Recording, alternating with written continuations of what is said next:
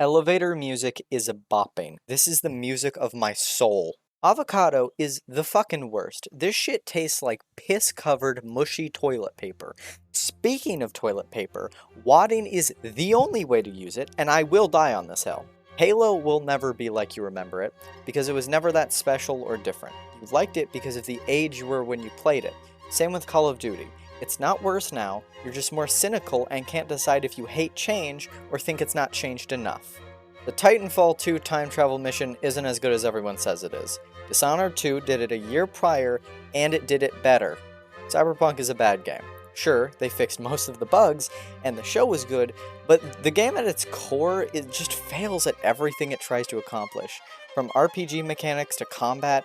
Also, the fact that it's taken more than 2 years for them to release part 1 of the DLC they announced before they even released the fucking game is pathetic. No Man's Sky 4.0 is fine.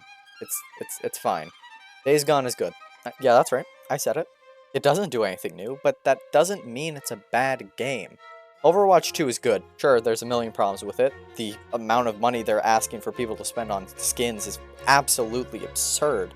But god damn it, this is the only multiplayer game I've actually liked since the original Titanfall. Burning Red is awful. I can see why somebody would get enjoyment out of it, but anybody giving this an 8 out of 10 is fucking delusional. Sonic 2 is the worst movie I've ever seen, and I've seen the Emoji Movie, and that doesn't even come close to the level of shit Sonic 2 is.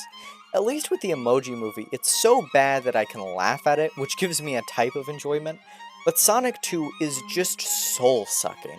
20 minutes in, I started counting every time they made a bad joke. My counter by the end of the movie was 124. There was only one joke that actually made me laugh.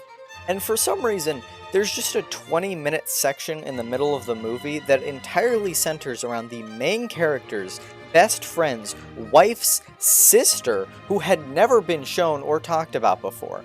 Why the fuck is this in the movie? I love Mr. Beast, but for the love of God, he needs to stop doing whatever type of effect this is on his face and thumbnails. It makes him look like a 3-week-old corpse.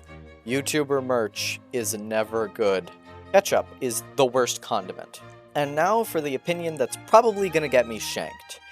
Journey represents everything I hate about modern art. This is not a video game, it's a walking simulator with pretty graphics, except there's a million other games that have pretty graphics, and all of those games also have, you know, gameplay. The fact that this game has a higher rating than all of these games is insanely sad. If you want a game like Journey, then play A Short Hike. This is one of the most beautiful and emotional games I've ever played, and it's actually fun. Something this piece of shit lacks.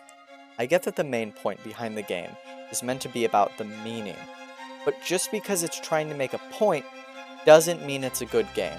If I rub my shit across the wall and then say it's a metaphor for poverty, that doesn't mean it's gonna get hung in the Louvre.